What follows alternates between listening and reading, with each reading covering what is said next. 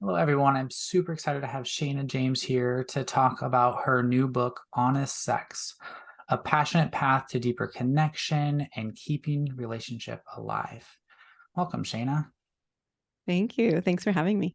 Of course. So I actually want to share a little bit about Shana and some of the work that she's done in the field of coaching in relationships. And so Shana has a master's in psychology, um, and various certifications, and has been a relationship coach for 20 years. Is that correct? It is. That's great. And so one of the things I really loved even about your bio is just humbly discovering the cause of disconnection and distrust in relationships.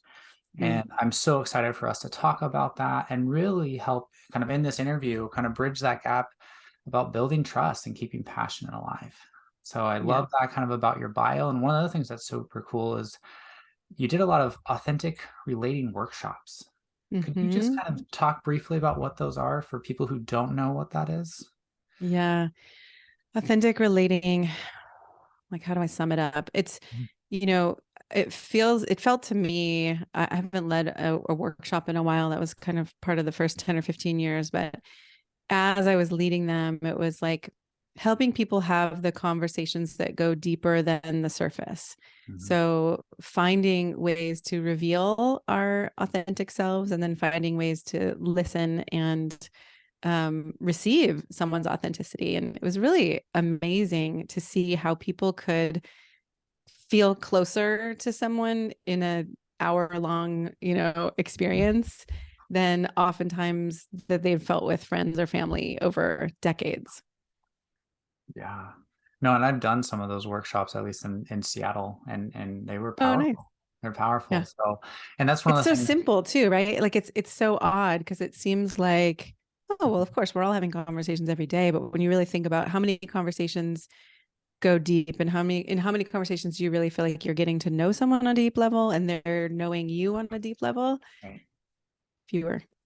Yeah, and exactly. And that kind of is one of the core messages of your book, Hmm. right? Is really about, it's honest sex and it's about honesty. And so I'd love Yeah, to kind of dive into the book a little bit and sure. what kind of inspired you or why did you choose to write a book about honest sex? Yeah. Well, when I first envisioned the book, it was more of a memoir where I wanted to dive into my experiences with authentic relating, Mhm. with my spiritual practice, and Mhm. then also with my, I would say, sexual practice, tantra, orgasmic meditation, things like that. And I was like, wow, this would be an interesting glance into worlds that don't often collide or don't often, coincide. Mhm. And as the book evolved, I think it became less of a memoir and more of kind of there's a lot of stories in there of my own and clients, Yeah. but also a lot of research from experts and what, in my watching my parents, part of what I saw is, oh my gosh, they're having conversations, they're yelling, Mhm. they're like this kind of conflict that it's never getting resolved. It's not changing. It's just getting, I would say, if anything, worse over time because it gets more entrenched. And what is really going on here? And this is not something that I want to live out. So I got divorced 10 years ago in Mhm. the middle of being a relationship coach. Mhm. And really, I was already looking at relationships and trying to understand them, but that was definitely a catalyst of, all right, what is going on here? And how do I have a healthy relationship? And how do I help people have healthy relationships? And what is it like? I really dove into what created the break in my relationship. And it felt like I had some of those patterns that my parents had of allowing myself to be what I would say honest Mhm. in how I describe it in the book is like a say it like it is honesty. Like it wasn't vulnerable. It wasn't self revealing. It wasn't collaborative. It was just more blah, like vomiting honesty, which Uh, doesn't create trust. No, and that's one of the things I actually kind of want to talk kind of about the first section of the book, which you Yeah. titled "How to Use Mature Honesty to Create and Sustain Connection and Passion." And Yeah. what I really loved in kind of reading it, I mean, I want to get really into the self-revealing part in a little bit, but Yeah. just even kind of talking about what gets in the way as adults of being honest with ourselves or our partners. And because I Yeah. mean, we think about that and that might say, okay, I'm just going to be honest with ourselves. But there's so many ways, as you talk about in the book, that we might hide that from ourselves. And you Yes. pulled in, Terry Real's work, you pulled in IFS, you pulled in all these different therapeutic models and approaches to really kind of paint a picture of ways that we don't really connect with ourselves and get honest with ourselves. So I'd love for you to kind of share kind of what interferes that and what gets in the way of us being really connected and honest with who we are or even our partners. Yeah. Yeah. I think a lot of it is fear and shame. As someone who also works with people in relationships, Hmm. it's not complicated, right? It's Hmm. we really see, oh, if there's something that I'm letting myself know that I want or I'm scared of or I'm upset about, that's one thing, right? And then if I don't communicate it, why would I not communicate it? Oh, I'm scared someone's not going to love me. I'm scared they're going to leave. I'm scared. One of mine is like, I'm scared if I say this, it's going to break everything. Hmm. And then they're going to leave, right?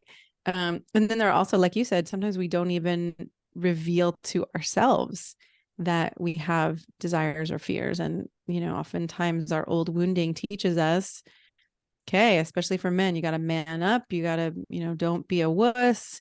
You Hmm. can't cry. You can't feel. So we're all, in a way, trained out of our emotions and our deeper experience. And women, too. I used to lead workshops for women. And I started leading the workshops for women after leading workshops for men. And I thought, oh, this is going to be a piece of cake. Women are going to be much more vulnerable and they're going to self reveal more. And when we got there, the women had just as much shame around revealing their emotions, as the men did, or I don't know if just as much, but it was pretty close, right? It had the same impact, Hmm. that people were still feeling like they needed to hide and hold back and wanting to be seen in a way that, had them be loved and liked. Hmm. Well, and I think you're touching on something so powerful, right? Is that we all are desperate, I think, to be loved and connected with as we are, and yet Yeah, terrified that that's unworthy or that's not deserving of connection. And so we put on masks, we kind of armor up and get protected. And sometimes we would even kind of convince ourselves that we don't need love or connection as a form of totally. protection, Yeah, right? And there's cultural messages, which we'll talk a little bit later, as well as just kind of our personal experiences. And yeah. that fear and shame does really get in the way of Mhm. being intimate with our partners. Yeah.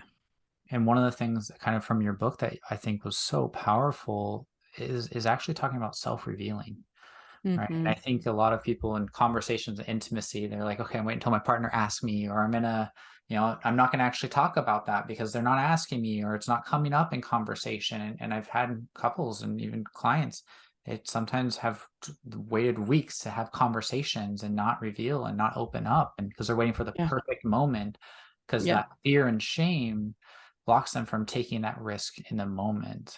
And so I'd Yes. love for you to talk, maybe we'll address a little bit of that, but talk really about what is self-revealing and why is it so important in our intimate relationships? Yeah. I mean, again, it's so simple. Self-revealing is speaking out loud or admitting to those deeper layers of, okay, when you said that, I felt our connect that you might not say it like this, but it's like, oh, I felt our connection weaken, right? Like, say we have this cord, this thick cord of love and connection between us, and Mm-hmm. we do things, we say things, we receive actions that don't feel good, that break trust, that break respect, that kill attraction. And so oftentimes I think we're trained or we're not trained, right? Most of us don't learn about relationships and relationship emotionality, connection, all of that. Mm-hmm. So we're all left out there hanging like, oh, well, that didn't feel good, but I guess I should just, whatever your pattern is, I guess I should suck it up. I guess I should just kind of back away. I should start hiding parts of myself. And so the self revealing piece is more of a, hey, I noticed when you said that, it made me uncomfortable, or I felt uncomfortable, or, I use using body, like our bodily experiences as an easier way to say something like, oh, suddenly my gut just clenched.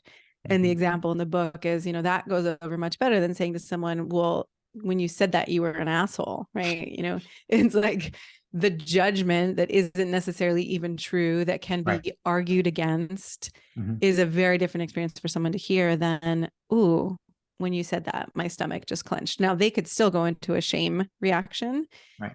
but it's less likely to happen than when you're attacking them.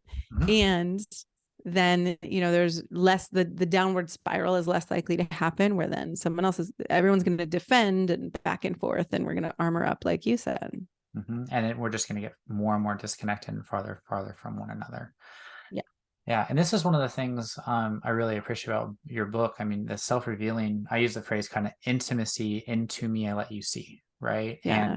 you really kind of talk about kind of self-revealing outside the bedroom as also being kind of a lens into revealing in the bedroom, right? Yeah. Because if we Yeah. can't reveal outside the bedroom, how are we going to do that in a more intimate, physically naked space where also it's going to Right. invite us to be emotionally naked too? And that's something Right. that I don't know if there's something you want to add to that, but that was something I really loved about your book as well. Well, the thought I had was, you're not a different person. Suddenly, when you go into the bedroom, it's not like you're a different person, or you get to just leave all of that baggage or whatever resentments, frustrations. Like, you don't get to just leave that at the door. They come with you. Right. And so if you're thinking, okay, well, I could be this way outside of the bedroom, and then I can be, super loving or connected or whatever it may be. I mean, usually if you're not doing it outside the bedroom, you're not doing it inside the bedroom either. But Mm-hmm. even if you have that fantasy, like, I don't have to deal with that because it's separate from this, it's just not separate. I mean, that was the major point, I think, in writing the book, is that lingerie and date nights and ways to spice up your sex life are not, they're more like band-aids and quick fixes. They could take you on a path of depth and intimacy and connection, that from which, spontaneously arises, I think, amazing passionate sex. But it's a chance versus, to me, it's a given. I don't know if I should say that.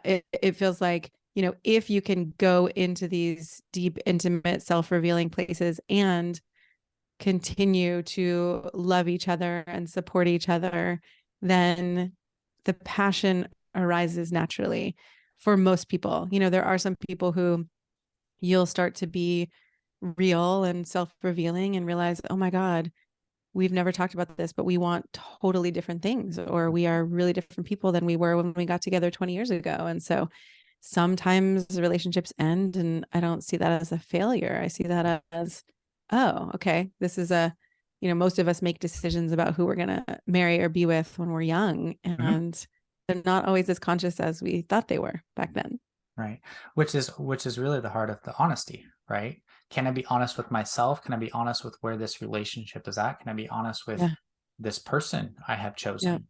And sometimes Yeah. that honesty does mean, I mean, I've had it with my clients where they're just like, yeah, like we've gotten to a place where we see that we want very different things.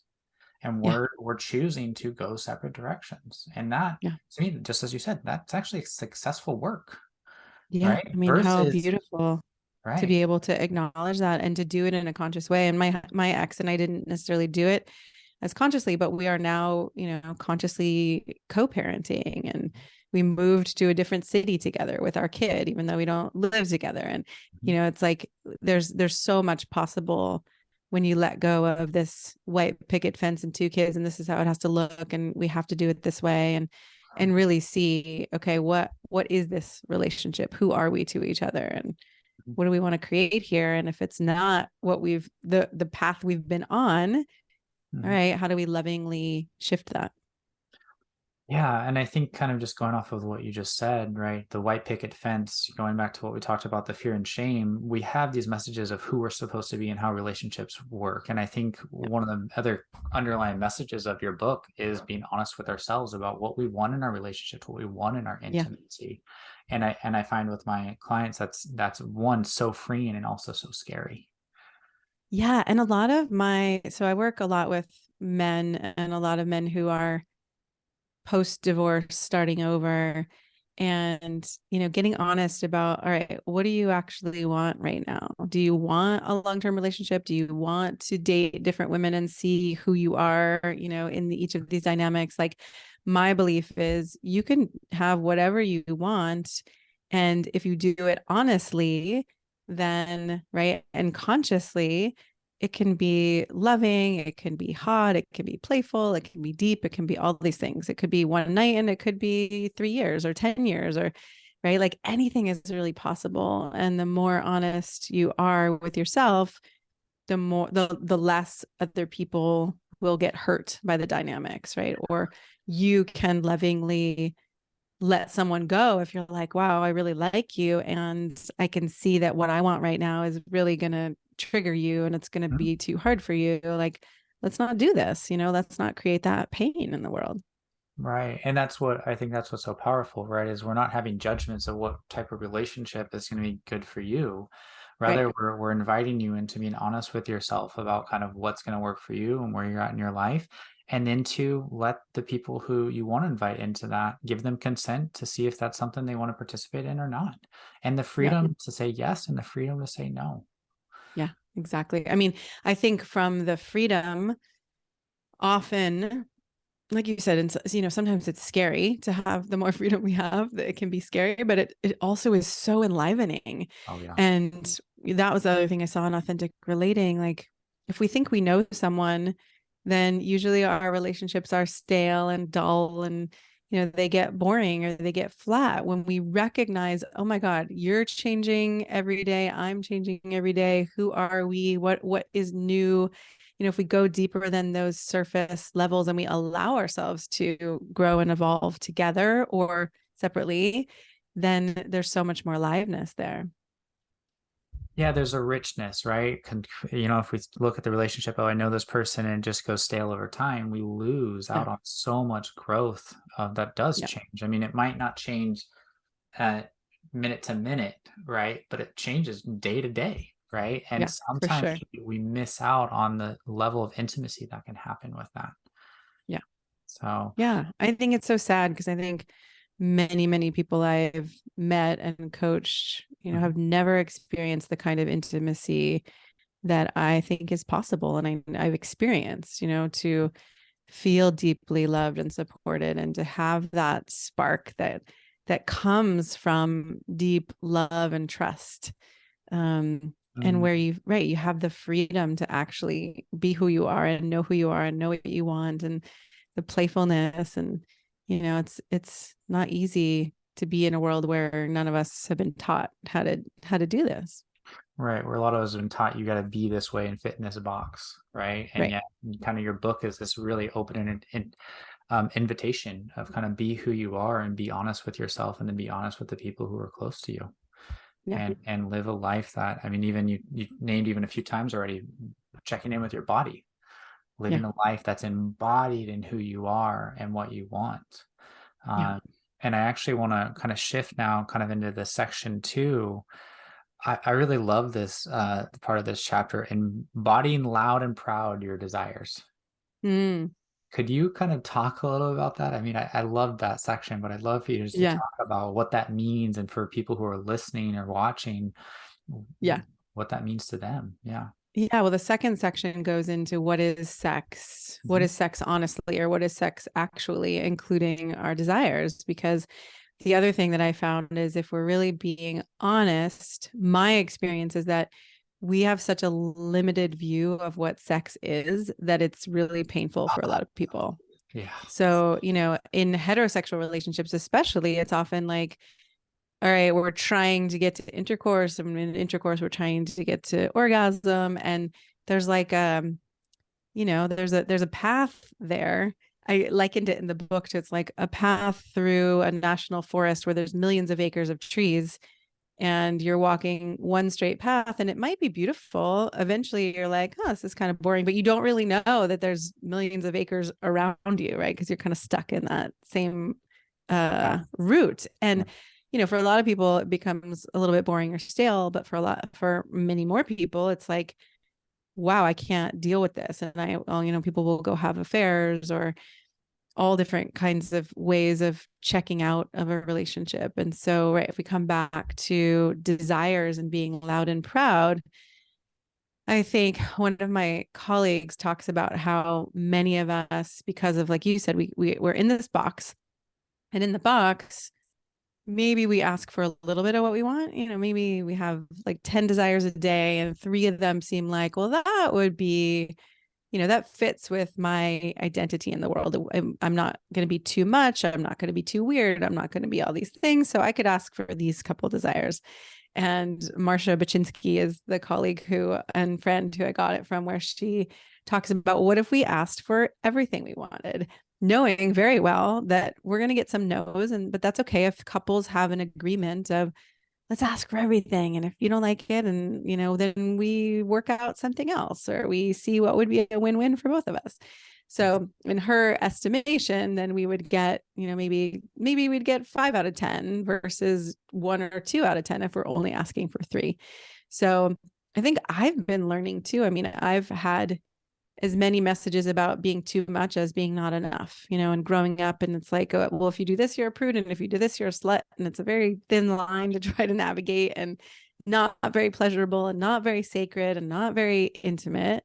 Mhm. And so for me, part of my path has been being a little bit more loud and proud. Like, what do I actually want? And knowing I don't see anybody's desires as wrong, especially as if we're consenting adults. We Mhm. can pretty much do whatever we want to do. And if someone doesn't like that, it doesn't mean you're wrong. It just means there's a mismatch in desires. Yeah. Yeah. I mean, there's a phrase kind of in sex therapy world, don't yuck someone's yum, right? I love it. And so, I mean, that's just it, right? We all have our desires, and if they're different, that's okay. And I think you're Yeah. spot on. It's so sad and so heartbreaking. One, how restrictive that path down that massive forest is, right? And Yeah. so many couples, they just get stuck in, okay, well, we know this is kind of our ritual for intimacy, and we do this, and then we have penetrative sex, and then we might As we cuddle, and should that's do. it, Yeah. right? Yeah. And there's, I mean, our bodies, I mean, our skin is so erotic, and there's so much room to explore, and there's different Yeah. sensations and different ways of engaging, and we get so caught Yeah. in revealing ourselves and leaning into things that we haven't done with our partners, or even with ourselves, to Yeah. explore what's enjoyable, explore what brings pleasure. And I think, touching back into kind of what you said earlier, for people in with vulvas, like, their bodies, right, have certain messages of how they should be in this world. People with Yeah. penises have different messages. All right, I got to perform. My erection is a message of Yeah. my worth, right? Yep. And those messages make us all tense. So every client, I have to explore those messages. I mean, you can see their bodies get tense, and like there's no freedom, Yeah. right? And Yeah. it's when they can heal those messages and open themselves up to really what's good for my body, what's Yes. pleasurable for my body, that it creates this opportunity to build a bridge of connection and exploration, and wander off into the forest, as you said. Yeah. Yeah. And if we bring in some parts from the first section of the book around recognizing that we have different parts, right? We have one part that might really want to explore, one part that might feel really shy, one part that might have been shamed around sex. And so, speaking of not yucking someone's yum, if you come to a partner with a desire and they're like, no, I don't do that, I don't want that, I don't like that, likely your partner is going to shut down and stop bringing those desires, which, starts to dull the passion. And so I give an example in the book where, instead of saying, no, I don't like, that's on, we could say it's honest, right? I don't like that, or I don't do that, or that's not me, is one level of honesty. And if you go deeper than that, there's a recognition, oh, why don't I like that? Or why is that not me? Oh, well, maybe I could actually know myself more deeply in that moment and reveal, oh, actually, it feels kind of yucky to me because I was told never to do that, right, when I was young. Or it feels scary to me because I'm afraid that this is going to happen. And, even I just remember in my marriage, there was a part of me that was afraid, like, if we opened up more in sex, maybe he'd feel more desire and it would be too much, and then I wouldn't be enough, and then he would leave me, right? So it's like even the things that seem like they would be a really good path for a couple to take can feel scary and uncomfortable because of our history and our wounds from when we were young. So it's a deep and powerful practice to be able to say to each other, okay, so you want that. And I notice in this moment, I'm feeling scared and I have, some concerns. And also, I'd like to hear more, right? Like, takes a very, for me, meditation has helped a lot to be able to slow down and feel like, oh my God, I feel like I'm going to puke. Okay, if it's really bad, maybe I actually need some time to go take a walk or to talk to someone else or do something. And if it's not as bad, then in the moment I could just slow things down and be like, okay, Mhm. can you tell me more? Because my nervous system's kind of in a panic, but I think I can take a little more. And then let's check in. Right. Which is, I think, also, when I've had couples have these conversations, is there might be a pressure of, okay, if this is overwhelming, I got to stay engaged. I got to push past my nervous system being Right. overwhelmed. And I love, well, I might need to go meditate or I might need to go for a walk, right? Because we have to care for ourselves so we can show up and be honest in these Yep. conversations, right? And Yep. so I Yep. just want to remind people, just as you do in the book, that that's actually a really healthy thing to do. Mm-hmm. Right? Take that break, honor yourself, be honest with yourself of what you need, and lean in with that vulnerability to be Yeah. open to listening to what your partner desires and what they're trying to lean into being proud about and what you are. And if there's a bridge there, great. If not, just as you said, how do we navigate this? Yeah. How do we And navigate most this of these together? conversations need to go slower than we think. Oh yes. And sometimes it can take, especially if you have kids and you work. I mean, it can take weeks to navigate a conversation, and that can be really frustrating. Mhm. But there are steps we can take along the way to, okay, we're gonna check in about this. I like to have a check-in with my partner Mhm. um at least every other week in Mhm. some way, shape, or form. Mhm. Sometimes it's through debriefing, like, oh, we just had a sexual experience and, what was great and Right. what would you want more of? And was there any place that we disconnected from each other? Like that, it, Mhm. it helps me feel safer. It helps me feel more connected. And sometimes it's, oh, I don't even know what I'm going to talk about, but every 2 weeks, we're going to have a Sunday night check in Mhm. because I identify as a good girl and I'm often tend to be with guys who identify as nice guys. And so we, we can stuff things without even knowing it. And so if we Right. give ourselves permission, oh, did anything happen in this past week or two where I felt disconnected or where I lost some of my attraction or where I was upset about something? Then sometimes we actually find them instead of years down the road being like, well, you did this then, and I never trusted you. I haven't trusted you since. And that is heartbreaking. It is. Well, and that's what happens when we don't self-reveal, right? And we bottle it all Right. up and we keep it to ourselves. And I think that, I mean, I see that a lot. And I also, right, and being honest with even doing the check-in, right? Are we doing that check-in and what's driving that? Is that okay? Now are you evaluating my performance? Is that what I'm seeking kind of reassurance on? Right. And can you be Yeah. honest with what's going on about that insecurity and talk about that insecurity rather than use it as a evaluation, right? And so there's Yeah. check-ins can be really powerful, but it does, just as your book says, to be really honest with ourselves about why we're doing what we're doing and where Mm-hmm. our heart is. And so I just think that's really important. And I 100% agree. Having check-ins and be able to openly talk about intimacy and connection and exploration. I mean, when you can do it, it's profound. And Yeah. there's Yeah. so many relationships that just don't lean into that because they haven't had that experience and they haven't had that guidance and it's not safe and it's Right. scary and the shame and fear come up and so I totally Right. get It's that. scarier to imagine the unknown things that will come up Mhm. rather than just living with like the dullness or the resentment or the frustration. And Mhm. this is just how it has to be. That's known and can be a little more comfortable, even if it's doesn't feel good. Yeah, exactly. Yeah, and so I'd like to actually kind of dive into this a little deeper and talk kind of about section 3, which you titled Tools to Strengthen Communication and Deepen Intimacy. Mm-hmm. And what are kind of the three stages of sex, and what are some of those conversations partners need to have to really have more honest intimacy and connection?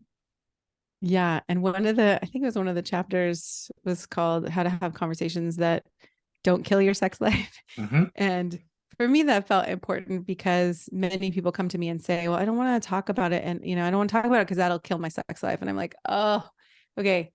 You haven't been talking about it. And that's a big part of why your sex life isn't working for you. But admittedly, it can be really scary. And I think there are ways to talk about sex that there can be like the apologetic way or the frustrated way or all the ways that are not vulnerable and self-revealing Hmm. that don't tend to work. And then there's this vulnerability and aliveness that comes with, a desire or a fear or a frustration. So when I think about the three stages of sex very simply, right? It's before, during, and after. And when people say to me, well, what's the right time? When do I have this conversation? What do I say? I'm like, okay, well, anytime you can talk about sex anytime, before, during, or after. Hmm. And I tend to find that after is a really great, I talked about the debrief. Like it's a really great time to go back to certain moments that you loved and enjoyed and you want more of and really highlight those with a partner. And then I like the question, oh, what do you want more of versus what didn't work for you? Hmm. Because every complaint is the opposite side, I say, of a coin of a desire, right? So if we flip the coin, if I have a complaint, then there's a desire. If you're going too fast for me, then the desire is, can we slow it down? Right. And it tends to be, again, received better than someone who's going to go into shame around, oh shit, I'm doing it wrong. Right. Which, I mean, like, if we go back to the path metaphor in the forest, right? If we say that's not what I want, that's like a stop and the path. But if we say Exactly. this is what I really long for, I want more of this. It's, oh, let's go walk a little bit farther. Let's venture off into this path, and it Yeah. allows partners to be with each other rather than all right, that's it, don't do that. Yes, exactly. Exactly. So there's the after, is really good for the debrief. During, I would say, is really great for kind of more like this or that, like, Mhm. does this feel good or does that feel good? Or sometimes I've stopped in the middle of sex and had really intimate conversations. And oftentimes the fear is, especially if there's scarcity, like, oh God, we can't stop because that means we're not going to have another opportunity or it's not going to happen or we're not going to get to that orgasm that we've been striving to get to. And the reality is that if we bypass and we don't say anything, if something isn't working for us or we don't feel connected, we're going to want to do it less the next time. It's not going to be as good as it could be this time. Mhm. So bringing a lot of those embodied experiences or like using the body to, instead of putting someone in their head, it could be like, oh, I noticed that your energy just waned a little bit. Like, would it feel better if I hold you Mhm. tightly, or would it feel better if I, tickle you or something, or Mhm. like that kind of tangible? I don't have to think too much and I don't have to come up with something that I want. You're going to give me some examples is a really good way. Mhm. And then the before part can be anything from fantasies and desires and concerns and sexually transmitted infections and all those things. And I've had many of those conversations in a way that feels sexy and playful and connected, instead, and, scary too, right? I'm not going to say I haven't been nervous in those conversations, but they don't have to be a drag and they don't have to kill the sensuality. They can be like, oh God, oh my God, now we have to go upstairs. We're like, can't even contain ourselves. Mhm. Yeah, that's one of the things that's I found really interesting, even with my couple clients, is when they talk about it, those conversations can become arousing, right? Even Yeah. before, even not even thinking about when they're gonna be intimate, but being open has been really, really profound and really helpful for them to even Yeah. cultivate that intimacy. Mm-hmm. Um, and then kind of also, I think I was gonna say something about kind of the during that you touched on, and I just wanted to highlight. Um, oh, what is it? Did you say the daring? Yeah, during. I think a lot of Oh, us. during. Yeah, I think there's two things. One of us, a lot of, at least in clients, I've seen a lot of people, and even for myself, it's kind of scary to kind of reach and let our partners know, hey, I want more of this, or I want to be touched in Yeah, this way, I want to it feel is. this way. Um, And that can be, yeah, when we can do that and our partners can lean into that, it can be so enriching. Mhm. So I just wanted to And highlight. that's why, right? Yeah, go Yeah, ahead. I was gonna say that's why you and I do this so that people can practice and that whatever is keeping it like whatever's making it scary, we can get to the bottom of that. Oh, you're afraid you're going to be seen like this, or oh, let's unravel that so you don't have to feel stuck with that. And I have Mhm. a chapter in the book called The Myth of Happy Sex Yep. because I think a lot of people think I got to get back to happy before we have sex, or I got to make her happy or make him happy. And Mhm. some of my favorite, most intimate sexual experiences are when there's grief or um, fear or even anger sometimes, and to actually be conscious enough and connected enough to play with that. I think that is kind of, more masterful. Like it takes some Mhm. getting to know your emotions and your partner's emotions and definitely feeling connected to each other, but it can be beautiful and healing and transformative. Yeah, it really can. The other thing I also just wanted to touch on during the during part is I think in having conversations that maybe pause sexual interactions or Mhm. eroticism, I've found that a lot of people get really scared that that means it's completely done, Right. right? And it's like a break to intimacy. It's like pulling an e-brake and all of a sudden we're never gonna get the gas going. Yeah. And the reality is the gas will, as long as you both are open to the relationship cell, the gas will most likely get going and you can find ways to be creative, whether Yep. that's after that conversation in the same kind of time period or at a later date. And Yes. I think that's something that does block a lot of people from going, okay, I got to have this conversation. So they shove it down out of fear. Yeah. If I don't shove this down now, it's going to ruin intimacy. Hmm. But the very thing is, if you can actually bring it up, it can actually, and you both stop and connect, that level of connection can reignite that intimacy and make it Yes. deeper and more passionate. And so I just wanted to highlight, because I Exactly. was hearing you say that, and Yeah. make sure people really capture that piece as well. Yeah. And if it doesn't work when you do it, it's not because it can't work. It's because, right, you need some support Right. to make it work. And sometimes people aren't listening or they feel, again, stuck in their own shame, and so it's hard to Mhm. really hear what you're saying or hear a desire, and so that is a great time to get some help. Yeah, I love that. One of the other things, just kind of thinking of kind of tools, you talked about this game, The Race to Vulnerability. Yeah. I've never heard of that, and I really love that. Would you kind of talk about kind of that and what that means and what that looks like for people? Yeah. So the race to vulnerability is a friend and colleague of mine, Shelley Berger, coined the term with her husband, where basically whoever gets vulnerable first wins. And she said, there's no prizes, there's Right. just bragging rights or whatever, but you can create prizes around it. You can create little games and agreements like, oh, well, whoever gets vulnerable first, on this topic has to make dinner Mhm. doesn't have to make dinner, right? Like, Right. or whatever, gets the massage or something. So the idea being, okay, instead of staying in a defensive or postured or, hidden place, whoever gets vulnerable first actually, it's a gift to the relationship.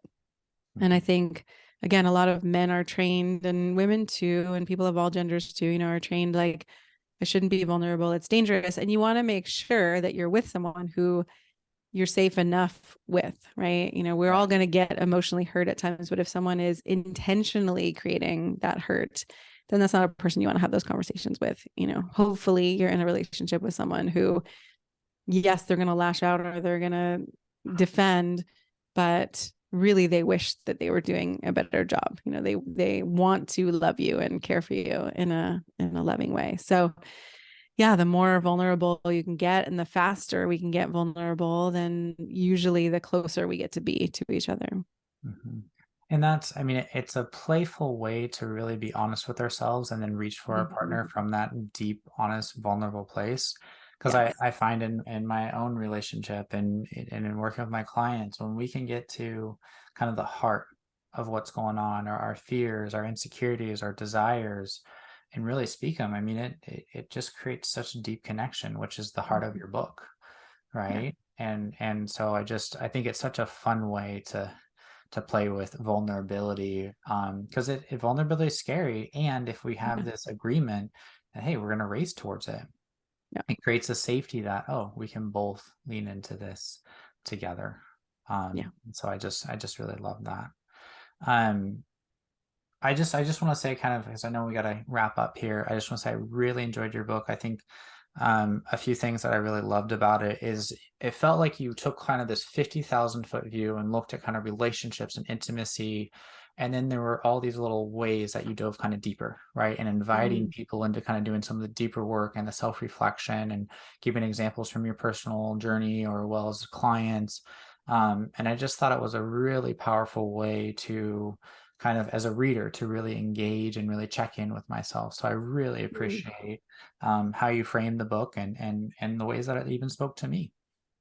Thank you. Thank you. And yeah, at the end of each chapter, for those who've seen it, right, there are different exercises that you can inquire with yourself and with a partner. So, it guides you to take some of the action that can feel like, oh, I'm reading this book and I have no idea how the hell to do this. So I wanted to give some of those prompts for people to get started with it too. Yeah, no, and those, I think that's so helpful to have those action steps. Yeah. So Shana, I really enjoyed this conversation. And anyone who's listening, how can they find your book? How can they find you? Tell us a little bit more Yes. about how they can connect with you. Yeah, I think the fastest way to get the book is to go to my website, shanajamescoaching.com. And Shana is Shana. And you can either look for the tab that says book, or if you type in, shanajamescoaching.com/honest-sex, it'll take you to the page where you can find out where the book is being sold. You can also get a free chapter if you are not sold yet on like, is this book for me or not? You can enter your name and email and get chapter 6, which is what is sex actually, Mhm. and check it out and see. And then, yeah, feel free. You can contact me on my website. You can email me at shanajamescoaching.com. I'm happy to answer questions. And this definitely feels like, I love what I do, and I feel like I get to love and support people for a living. So feel free to reach out and let me know if there's anything you need. Mhm. Well, thank you so much for kind of sharing all this with us and talking about your book. And I will definitely put those links in kind of the show notes below. And thanks again for being here. Yeah, thank you so much for having me.